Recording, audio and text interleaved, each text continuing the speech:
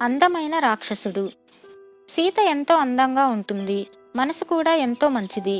అందుకే సవతి తల్లి రమణమ్మ ఎన్ని బాధలు పెట్టినా కిమ్మనకుండా సహిస్తున్నది. రమణమ్మ కూతురు గీతకు సీతను చూస్తే అసూయ. అది పొద్దస్తమానము తల్లికి సవతి అక్క మీద లేనిపోని చాడీలు చెప్పి కొట్టిస్తూ ఉండేది. సీతకు కురూపివాణ్ణి పేదవాణ్ణి ఇచ్చి పెళ్లి చేయాలని రమణమ్మ అనుకుంటున్నది.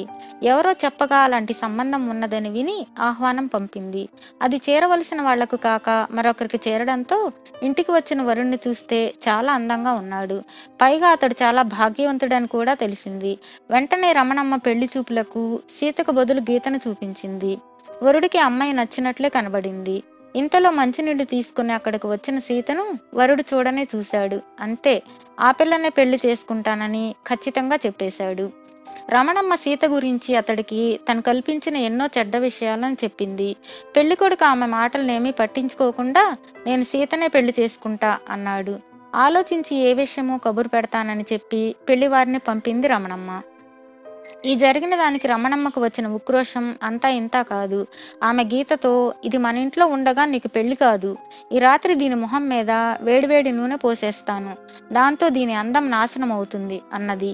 గీత ఈ మాటలకు భలే భలే, అలా చేస్తే అక్క కంటే నేనే అందంగా ఉంటాను అంటూ సంతోషించింది.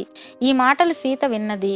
గుండె గుభేల్మనగా రాత్రికి రాత్రి ఇల్లు విడిచిపెట్టి సమీపారణ్యంలో ప్రవేశించి కొంత దూరం నడిచాక అలసట ఎక్కువై ఒక చెట్టు కింద ఒళ్ళు తెలియకుండా నిద్రపోయింది. బారెడు పొద్దెక్కాక సీతకు మెలకు వచ్చి చూస్తే వికృతాకారుడొకడు ఆ చెట్టు చుట్టూ కాపలా కాస్తున్నాడు. ఒక రాత్రి వేళ చిరుతపులి ఆమె పైకి దూకబోతుండగా చూసి వాడు దాన్ని తరిమేసి అప్పటి నుండే ఆమెకు ఏ అపాయము రాకుండా కాపలా కాస్తున్నాడు. సీత వాడికి కృతజ్ఞతలు చెప్పుకున్నది. నాకు నువ్వంటే ఇష్టమైంది, మనం పెళ్లి చేసుకుందాం, హాయిగా పట్నం వెళ్ళి ఉందాం అన్నాడు వికృతాకారుడు. సీతకు వికృతాకారుడు నచ్చలేదు. తనను రక్షించిన వాడు కాబట్టి ఏమీ అనలేక, నేను నిన్ను తప్పక పెళ్లి చేసుకునేదాన్నే, కానీ నేను ఈ అరణ్యానికి ఎందుకు వచ్చాననుకున్నావు? ఒక రాక్షసుని పెళ్లి చేసుకుందామని వచ్చాను. ఎందుకంటే నా జాతకం ప్రకారం నేను రాక్షసున్నే పెళ్లి చేసుకోవాలి అని చెప్పింది వాడితో. ఆ రాక్షసుడెవడో తక్షణం నా కంటపడితే బాగుణ్ణు. ఒక్క కత్తివేటుతో వాణ్ణి 4 ముక్కలుగా నరికి నిన్ను పెళ్లి చేసుకుంటాను అన్నాడు వికృతాకారుడు దర్పంగా. అంతే, ఆ మరుక్షణం ఇదిగో వచ్చాను అంటూ ఒక రాక్షసుడు వాళ్ల ముందు ప్రత్యక్షమయ్యాడు. వాడి కళ్ళు చింత నిప్పుల్లా ఉన్నాయి. వాడు వికృతాకారుడితో, నువ్వు కోరిన మరుక్షణం కంటపడ్డాను. నువ్వు నన్ను చంపి ఈ అమ్మాయిని పెళ్లి చేసుకో, లేదా నేనే నిన్ను చంపి ఈ పిల్లను పెళ్లి చేసుకుంటాను అన్నాడు. అక్కడికి నిజంగానే రాక్షసుడు రావడంతో బెదిరిపోయిన సీత పెద్దగా కేక పెట్టి మూర్ఛపోయింది. వికృతాకారుడు రాక్షసుడిని నిలువెల్లా ఒకసారి పరీక్షగా చూసి, చిచ్చి, రాక్షసుడితో పోరాడడానికి నేనేమైనా పిరికిపోతున్నా అంటూ అక్కడి నుంచి పారిపోయాడు. రాక్షసుడు సీతకు ఉపచారాలు చేసి స్పృహ తెప్పించి, నన్ను చూసి భయపడకు, నేను నిన్నేమీ చేయను. నీ మాటలు విన్నాక నాకు నీ మీద ప్రేమ పుట్టింది, మనం పెళ్లి చేసుకుందాం అన్నాడు. కాస్త తేరుకోగానే సీత, నువ్వేమో పర్వతాకారుడైన రాక్షసుడివి, నేనేమో పిచ్చుక పెట్టను, మనకు పెళ్ళెలా వీలవుతుంది? నలుగురు మన జంటను చూసి నవ్వరా అన్నది. నాకు కామరూప విద్య తెలుసు, నీకోసం నేను నవమన్మథాకారుడైన మానవుడి రూపం ధరించగలను అంటూ రాక్షసుడు వెంటనే అందాల యువకుడుగా మారిపోయాడు. అప్పటికీ సీతకు వాడు రాక్షసుడన్న భయం మనసులోంచి పోలేదు. వాడిని ఎలా వదులుచుకోవాలో తెలియక, నేను తల్లిచాటు పిల్లను, నా పెళ్లికి మా అమ్మను ఒప్పించాలి అన్నది.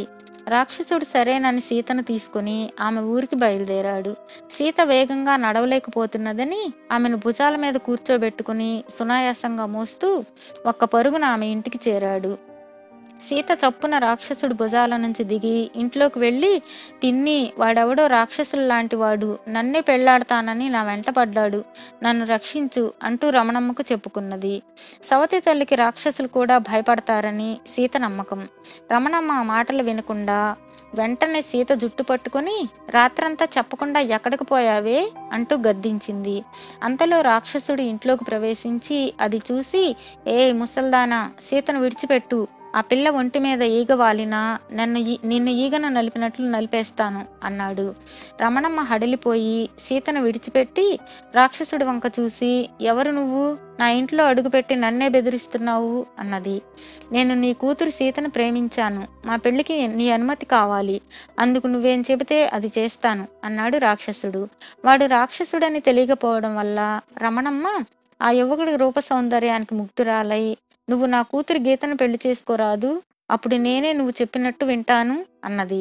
రాక్షసుడు తల అడ్డంగా ఊపి, పూర్వజన్మలో రామబాణానికి చచ్చిన రాక్షసుణ్ణి, నాది ఒకే మాట, నాకు ఒకే భార్య, నేను సీతనే పెళ్లి చేసుకుంటాను అన్నాడు.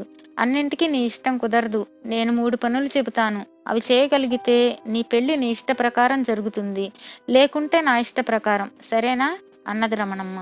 అయితే ఒక విషయం గుర్తుంచుకో, ఇంట్లో చెత్తా చెదారం గురించి మాత్రం నాకే పని చెప్పకూడదు, అందువల్ల నీకే ప్రమాదం అన్నాడు రాక్షసుడు. రమణమ్మ వాడి మాటలు పట్టించుకోకుండా వాడికి నిలువెత్తి గుండిగను చూపించి, గంటలో దాని నిండా నీళ్లు నింపాలి అని చెప్పింది. ఆ గుండిగ పూర్వకాలానిది. ఇంట్లో మనుషులు ఎక్కువగా ఉండే రోజుల్లో నీళ్లు దాంట్లో నిల్వ ఉంచుకునేవారు. అది పూర్తిగా నిండాలంటే ఒక పూటల్లా బావి నీళ్లు తోడక తప్పదు. రమణమ్మ చెప్పిన మరుక్షణం రాక్షసుడు ఆ గుండిగను దొర్లించుకుంటూ బావి దగ్గరకు వెళ్ళాడు. అక్కడ వాడు దాన్ని 2 చేతులతోనూ పట్టుకుని నూతిలోకి దూకాడు. ఆ తర్వాత కొద్ది క్షణాల్లో ఆ గుండిగను భుజాల మీద మోసుకుంటూ బావి బయటకు వచ్చి దాన్ని ఒక పక్కగా పెట్టి ఇంటి లోపలికి వెళ్ళి, అత్తయ్య, నీళ్ల గుండిగను బావి పక్కనే ఉంచేదా అని అడిగాడు. వాడు ఎందుకలా అడిగాడో తెలియక రమణమ్మ బావి దగ్గరకు వెళ్ళి గుండిగ నిండా నీళ్లుండడం చూసి అదిరిపడింది. రాక్షసుడు నవ్వుతూ, నీళ్ల గుండిగను ఇంట్లో పెట్టాలంటే చెప్పు, అది నీ 2వ పని అవుతుంది మరి అన్నాడు. రమణమ్మ తేరుకుని, నీకు కండబలం బాగానే ఉంది, ఇక నీ బుద్ధి బలాన్ని పరీక్షించాలి. మా ఇల్లంతా చిందరవందరగా ఉంది. ఏ సామాను ఎక్కడుండాలో అక్కడ ఉండేలా ఇల్లంతా గంటలో సర్ది పెట్టగలవా అని ప్రశ్నించింది. అదెంతసేపు? కాసేపు మీరంతా బయటకు వెళ్ళండి అన్నాడు రాక్షసుడు. అందరూ బయటకు వెళ్ళిన కొద్దిసేపటికి వాళ్లకు రాక్షసుడి నుండి పిలుపు వచ్చింది. వాళ్ళు వచ్చి చూస్తే ఇంటి స్వరూపమే మారిపోయింది. ఇంట్లో బరువైన రోళ్లు, ఇతర వస్తువులు, ఇనుప పెట్టెలు, ధాన్యం బస్తాలు అటక మీదకు చేరిపోయాయి. ఇంట్లో సమయానికి అక్కరకు వస్తువులన్నీ చేతికి అందుబాటులో ఉన్నాయి. ఇల్లంతా తీర్చిదిద్దినట్లుగా ఉన్నది. రమణమ్మ రాక్షసుడి సమర్థతను మనసులోనే మెచ్చుకోకుండా ఉండలేకపోయింది. అయితే ఇంట్లో చాలా చోట్ల చెత్తా చెదారం అలాగే పడి ఉన్నది. ఇంత చేశావు, ఇంట్లో ఉన్న చెత్తా చెదారం తీసేయలేవా? ఇదేనా నీ చాకచక్యం అంటూ రమణమ్మ రాక్షసుడిని ఎద్దేవా చేసింది. అత్త, అది నీ పని, ఆ పని నాకు చెబితే నీకే ప్రమాదమని ముందే చెప్పాను అన్నాడు రాక్షసుడు. తాటాకు చప్పుళ్లకు కుందేళ్లు బెదరవు. మా అమ్మ ఏం చెబితే అదే చేస్తానన్నావు. చేశావా? సరే సరే, లేదా ఓడిపోయానని ఒప్పుకో అన్నది గీత కోపంగా. అప్పుడు రాక్షసుడు రమణమ్మతో, ఎవరి పనులు వాళ్ళు చేసుకోవడం అన్ని విధాలా మంచిది. ఎవరో పెళ్లికి రాక్షసుడిని ఆహ్వానించి నీకు కావలసిందంతా తినమంటే వచ్చిన అతిథులెవ్వరికీ విందు భోజనం మిగలకుండా తినేశాడట. నీ పని నేను చేయడం నీకే ప్రమాదం. అయినా పర్వాలేదంటే చెప్పు, చేస్తాను అన్నాడు. ఈ ఇంట్లో ఉన్న చెత్తా చెదారాన్నంతా బయటకు విసిరేయి. ఈ 3వ పని చేస్తేనే నువ్వు గెలిచినట్లు అన్నది రమణమ్మ మొండిగా.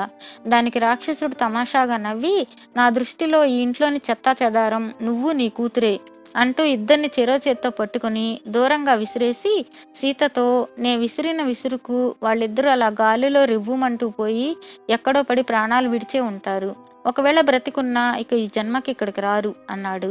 సీత ఆశ్చర్యంగా రాక్షసుడు వంకే చూస్తూ, నీలో వాళ్ళని చంపగల శక్తి ఉండి కూడా ముందుగా మా పిల్లిని చెప్పిన పనులన్నీ ఎందుకు చేశావు అని అడిగింది.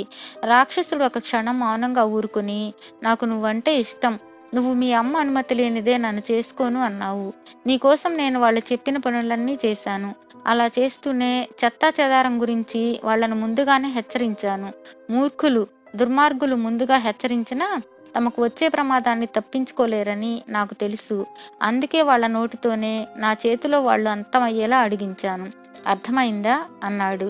సీత అర్థమైందన్నట్లు తల ఊపింది.